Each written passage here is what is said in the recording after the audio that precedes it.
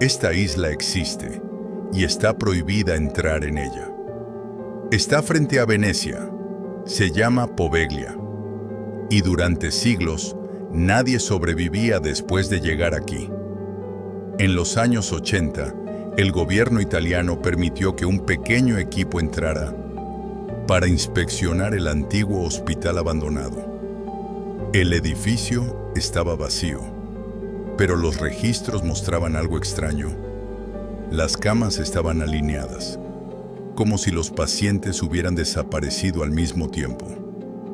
Uno de los técnicos activó una grabadora para documentar el lugar.